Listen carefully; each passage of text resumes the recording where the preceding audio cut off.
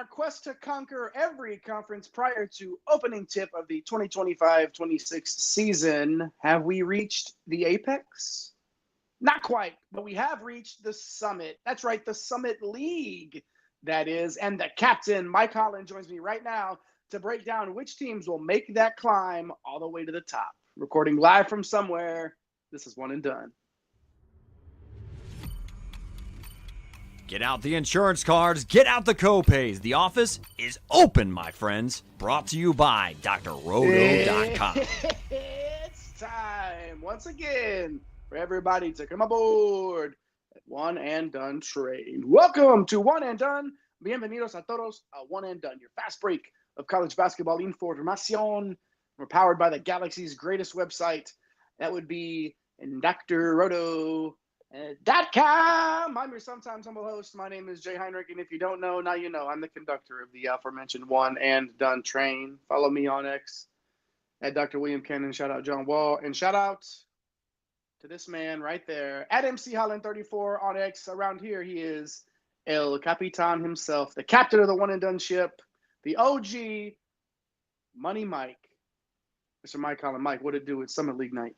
It's Summer League, man, and happy to be here and crossing the 50% threshold on our conference preview shows. So that's always fun. This is our 16th conference that we're doing, and we got some fascinating storylines that are going on in this conference. And if you guys and gals haven't checked out the previous 15, I would recommend to go back, check out that list. I'm sure we got Mason jumping in the comments here saying that he goes to UNO. So he's pretty pumped, man, for the Nebraska area. So Mason pretty pumped about this one. So I'm sure we've probably covered the school that you went to. So go back, check out those previous 15 shows, man. And I'm ready to rock it out tonight. That's right. Rocking out with our the ball on the basketball court, of course, is what I'm referring to. And that will be the Summit League chat of course. Darren hopping in there as well. Do they have college for Uno? You know what, man? They should. They really should. They should. I have the Uno Air Force Ones that Nike collaborated with Giannis on those. So I'm a big Uno fan, aficionado as well. Draw 25. Yeah. Why not? Sometimes with Darren, it feels like we're drawing 25, but other times it feels like he is that, that final card, saying Uno and putting it down. He's in the live chat. Why don't you join him, huh? Hop in there with Darren. We are at the top of the summit. Let's not, we're not going to ruin my night with Arch Manning chatter here, Darren. But we will get to the Summit League chatter right now. A quick overview. Hit those like and subscribe buttons. 17th out of 31 in KenPom strength of conference last year. Mike, Omaha held off St. Thomas by one game, claiming the regular season title. And then they would get the double, knocking off St. Thomas once again in the Summit Tourney final, getting them a 15 seed and then bowing out early to the 2 seed St. John's in a 30-point blowout, Mike. Yeah, we talked about it like this was the 15 seed that they got, man. Like that's pretty tough for 17th in strength of conference. That's typically good for at least a 14, man. But that's just how it fell, and yeah, that's a pretty tough matchup for them, getting that St. John's squad. So, look, for the conference in general, man, this is, one of the highest finishes they've had in the 2020s. We saw in the 2010s they had some finishes in the 14s, the 15s. So that's that Max Asmus, Oral Roberts teams that they had out there that were balling out and going to Sweet 16s. But there's some high quality basketball in this conference, man. It's a small conference, but really high quality here. How often do you see a conference, Jay, where they're first in the country in conference play in turnover percentage, which is a good thing, and they're first in the country at attempting threes? So, man, that's a fun league to look at, man. But with that, you've got studs going out the door, man, and we've seen it before prior to this year. We've seen plenty of studs. One of my all-time favorites being Baylor Shireman a few years ago going to Creighton. But the studs that are out this year, man, Oscar Clough is gone. He's off to Purdue. Markel Sutton going to LSU. Trayson Eaglestaff going to West Virginia. Jakari White going to Virginia. So, Jay, those aren't just any programs. Like, they're going to some pretty top-flight programs, man. So that just kind of tells you that the Summit League is producing some pretty solid players, man. And then, unfortunately, we had the sad news. We had the post out, about 3 weeks or so ago, the passing of North Dakota transfer Dang Mayer, who was committed to play basketball for Omaha this fall. So our thoughts and prayers go out to both programs, his family and friends, man. Just a tough deal, and you hate to see it. Yeah, in a conference like you said, lost some very talented players. Mayer was looking to be one of those guys that was going to come in and try to play up to that standard as well. An unfortunate thing for sure there for the conference and for the family of Dang as well. Mike, this is a conference that probably deserved a better seed overall in the dance, like you said, but you get what you get, and you don't pitch a fit, and they didn't exactly knock the doors off of their opportunity. That was a tough matchup with St. John's, but yep, we'll see if they can improve on that.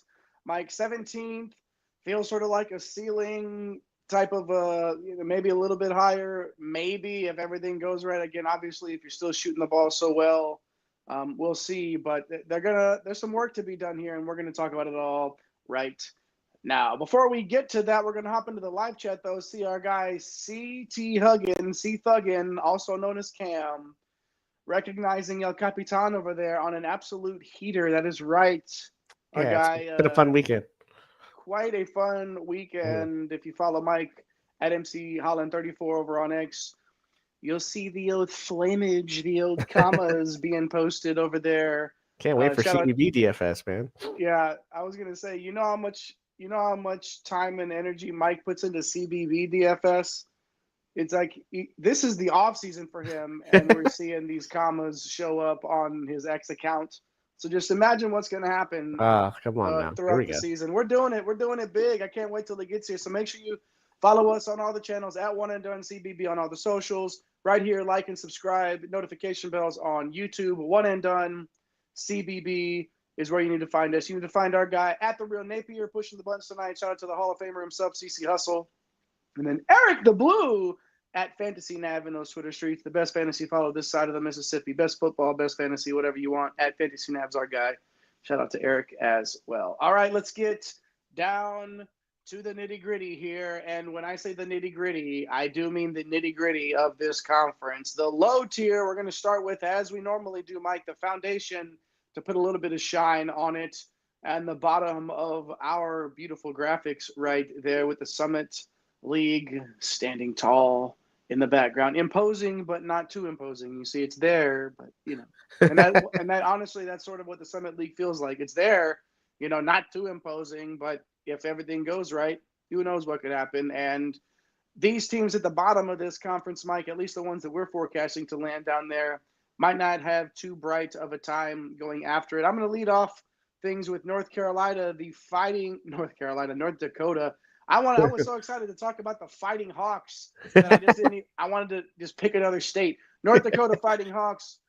Coach Paul Sather has put together some fun teams, but hasn't quite put the consistency together through those 6 years that he's been around. Unfortunately, Mike, you talked on it earlier. The Hawks lost stud guard Trayson Eaglestaff to West Virginia this offseason, as well as most of their contributors to the portal as well. So I do like Eli King coming back, averaged over 8 points a game last season, but it wasn't really the offense that struggled. Until Sather can post that season that's not sub 270, I would say, they're going to have a hard time no matter how good the offense is. You got to play defense, Mike. Yeah, you got at any do level, that. in any conference, you got to D up a little bit. So we'll see if the North Dakota Fighting Hawks can do just that after going 5-11 in the conference last year. And Mike, the Kansas City Roos, that's right, the Roos.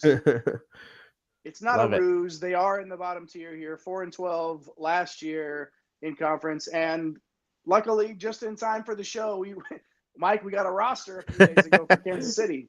Don't you love it, man, when we get the roster a few days before? And unfortunately, we think it's going to be another long year for Coach Marvin Menzies. I mean, last year they really struggled to shoot it from deep. And that's not great when you're in the top 75 in three-point rate. You got to be able to convert those shots. The one positive I feel like coming into this year, they have guard Jason Petty back. He he's a guy that can put the ball in the hole, bring some experience with him. But everyone else went out the door via the transfer portal. So Coach Menzies, man, is going to have to find some hidden gems that we always talk about when we talked about these mid-major shows. So if he wants any chance of success in year 4, man, he's really got to strike some gold here with some guys that we just haven't seen a lot of. Down here, we also have Oral Roberts, the Golden Eagles, 3-13 last year, man. God, it feels like those Max Acemus days. It didn't feel like it was that long ago, man, but here it is, man. ORU parting with Russell Springman, hiring Corey Barnett to be the next head coach this offseason. Barnett had been an assistant with West Virginia, Nevada, and UCLA since 2018. And obviously, we want to jumpstart this program that was pretty dominant about 10 years ago. So there are a couple of down transfers. You got Ofri Nave from West Virginia. You got Connor Dow coming in from Oklahoma State. So those guys are pretty interesting. Also, Ty Harper comes in from Youngstown State. He averaged double digits in scoring. So there's some experience here. There's some upside here. The defense does look like a massive question mark, which a lot of the teams in the low tier, it's like clockwork. Can't get stops. It's great that you can score, but the other team scoring more points, that's a little tough to win. So for now, we're going to leave these guys down here in the low tier. Feels like I wouldn't be shocked if they got to 7 wins, 8 wins, but still just down here in the low tier as a ceiling. And then the Denver Pioneers, 5-11 last year. Another coaching change here with Tim Bergstrasser coming in from the D2 ranks. And of course, when you have that happen, you're going to need an entirely new roster. But he was able to get Josh Lee back, a guard for them, and he averaged nearly 7 points per game. So Bergstrasser is bringing 4 of his players from Minnesota State Moorhead. Yes, D2's Minnesota State Moorhead. Had to look that one up 3 times to make sure it was good. But he's bringing with him some from the backcourt here. Yes, it's a thing. Carson Johnson, Zen Nelson. But like Oral Roberts, like they have a little bit of upside here because they got someone that you're pretty familiar with, a friend of the show here, Ian Moda, who was at Bucknell and those really good teams. So if he's able to come back from his brutal injury, man, this could be a team that I think could hit that 500 mark potentially, as long as these guys from the D2 ranks are able to kind of go with him. So it'll be interesting to see what happens, with this Pioneer squad. It sounds like Moda is ready to rock. And if he can get double figures there for Denver, he's a shooter. Like, it's what he does. He put up 18 at Rupp when Bucknell played Kentucky. I mean, he can put the basketball in the hole. So can he stay healthy all season for Denver? How big of a part of that rotation will he be in? I imagine quite a large part of it. Yeah, I'd imagine. Considering D1 experience at that level, averaging double figures, there ain't a lot of that lying around on that campus.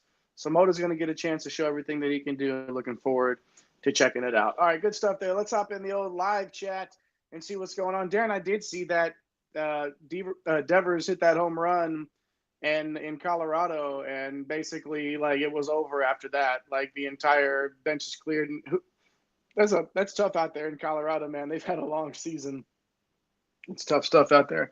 Mike, you talked about the Acemus days. How it feels like that's so long ago. Especially since he was in school for like 6 years. Yeah, that's probably a part of it. Is he was there for so long and still found his way over here in our neck of the woods. Yeah. In Austin. So those days are long for the days of Max Acemus. We talked about the fact that they should still build, this is back in the day, that they should still build a statue of that guy 100% on that campus. The best player, maybe the best athlete, I don't know, the best basketball player. You can make a great conversation to come through that school. Good stuff there. Hopefully the old Golden Eagles can find a way to figure it out. All right, everybody, push those like and subscribe buttons if you haven't already. We're on our way to 1,600 subs. Why don't you hit that button if you haven't already and show your broskies in basketball some love. I mean, 1,600 is like the next like big benchmark. I mean, we're on our way. Like, obviously, 11 gazillion fulfillion and 1 is the end goal. Like, we're on our way. Like, YouTube actually told me they made us a specific plaque just for that number that we will only get, obviously, because who's going to have more subscribers than one and done? Nobody. Push those buttons. Hard to imagine. Listen, push the buttons and all that now. Even if you just stumbled upon us now, but you're a DFS player, like, that's coming in the season, okay? Push all the buttons. You're going to want to be around for all of our DFS shows. We're doing news and notes all season long, and we still have to get through a few more mids, and we're about to hit some power conferences Yeah. here, Mike, and the real fun's going to start. Everybody wants to be a part of that for sure. So push all those buttons, Mike. Let's get to the old mid tier here. The South Dakota, I got that Dakota right. The South Dakota Coyotes, 9-7 in the conference last year. If you were around for the open of the show, ladies and gentlemen, friends watching us right now, I sort of mentioned how this conference might stack up like looking eerily similar, or at least I was thinking earlier in the show that this conference might stack up eerily similar to last year in terms of the way that these tiers are sort of laid out. Mike, you ever done that before? You ever had notes that you knew you wrote down and you never actually wrote them down, but they're on the tip of your tongue? All the time. Right here with this, I'm looking at these teams and the way that things are stacking up again. You have all the teams right here that finished below 500, and it doesn't look like there's really a way out for them from the low tier this year. And then you have right here the mid. South Dakota 9-7 last year. Eric Peterson has done a great job in his first 3 years of the program. When you play at the second fastest tempo in the country and you're number one in the country in turnover percentage, you're going to win some ball games. That is GOOD. But 9-7 only, Mike. So what gives? What do you think gives? It's the defense, man. 332nd in defensive efficiency last year. This is a team that would easily, we would be talking about them in the elites of the mid-majors if there was even a sniff of defense around. Yeah. And they took some hits to portal and graduation in the offseason. But Isaac Bruns is coming back, 14.6 points for them last year. He raises the floor of the offense along with Cam Fens and Eastern Kentucky transfer guard Jordan Crawford. So, the floor is there, and I think that's why they make the mid-tier, Mike. But any upside is going to have to come from some defensive adjustments. We'll just be kind and say adjustments. And I'm not sure that's going to happen, man. I hope they prove me wrong because this is a fun team to watch get up and down the floor. If they just, a little bit of D. And if that's not the style, man, then this is probably their ceiling, Yeah, and they're, like you said, they're a fun team to watch. Also, with a fun team to watch in this conference is North Dakota State. Like 10-6 last year, they would have been awesome to watch in the tourney. Coach Dave Richmond, I mean, he's basically been the model of success since taking over in 2014. He's got 5 20+ win seasons and a couple of trips to the tourney. So got a lot of work to do, man. Star forward Jackson Money's out of eligibility, and star guard Jakari White, he's off to Texas A&M. So what he can count on here, Coach Richmond, is the return of stretch big Noah Feddersen, and then you get the return of Damari Wheeler-Thomas at point guard, who missed all of last year. So while I don't think that this roster is going to have this like big time upside, I don't know that they're going to have that many major weaknesses. So definitely feel like they're going to be in every single game, 8-9 wins or so, right there at that 10 win is a ceiling type deal. So yeah, man, we're it's kind of funny the way this is stacking up. We had 4 in the low, we only got 2 in the mid. So like you said, man, these teams are kind of just falling right in line with where they were last year.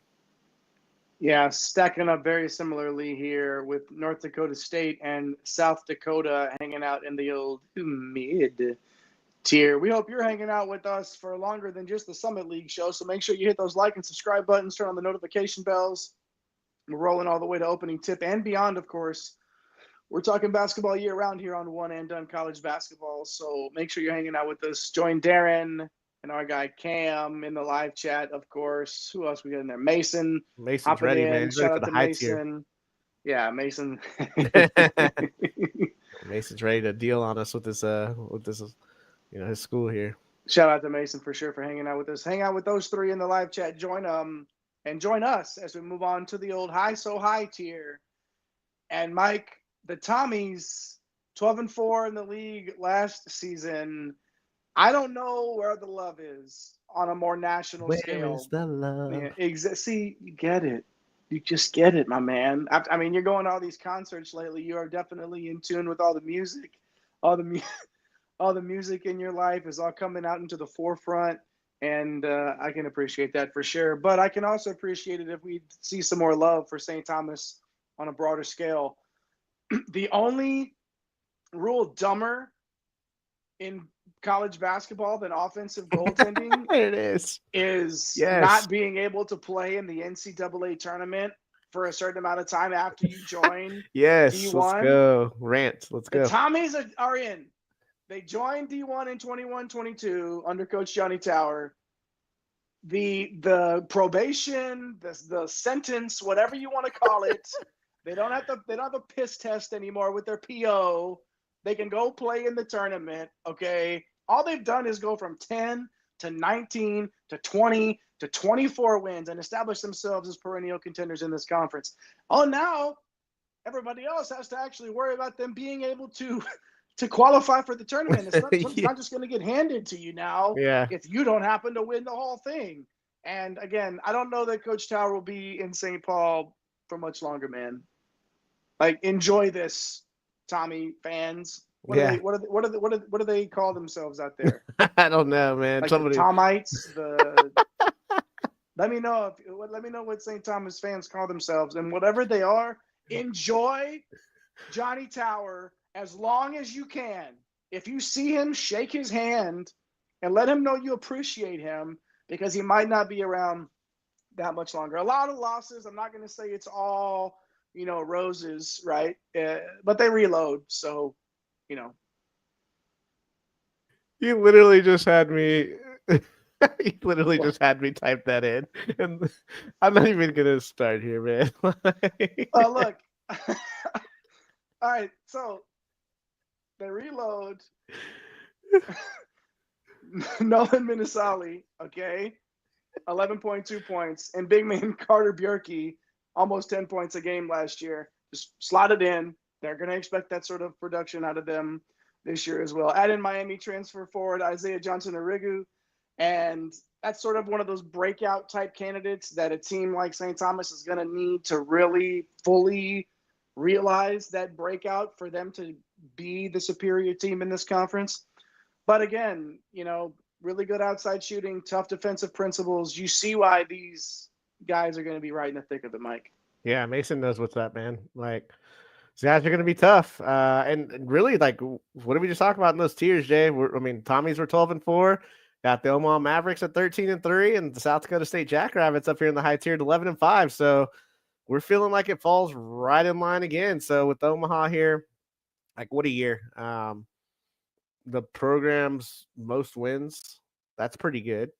It's first regular season and conference tourney championships in the Summit League, and culminating their first inaugural appearance in the NCAA tournament. So, Mason's jumping in there talking about Coach Chris Crutchfield. What's he going to do for an encore in year 4, man? He's going to have to figure it out, though, because that portal, J.J. White off to Baylor, Markel Sutton off to LSU. Pretty tough, man. Tough deal there, but still a pretty solid nucleus of players that are returning. Like, Tony Osborne's a really good player, 12 points per game at the guard position, shot nearly 40% from 3, and he's going to take on a bigger alpha role here. You got Lance Waddles back. Cameron Thomas is a nice breakout candidate at forward. This team offensively probably going to hover around the top 100 in offensive efficiency adjusted again, thanks to just the experience. And, man, they got a lot of guys that can stretch the floor. So, because you lost the 2 headliners, right, and White and Sutton, that doesn't mean that, these guys aren't going to be able to score the basketball. So they're going to be really tough again. And then you got the Jackrabbits, man. It was really just a matter of time for Eric Henderson, made a move. He won 129 games in 6 seasons. So, he's off to Drake now, and his former assistant Brian Peterson is going to become the 23rd head coach in program history. So I don't think we're going to expect much of a drop-off, because Peterson's obviously been a big part of this program.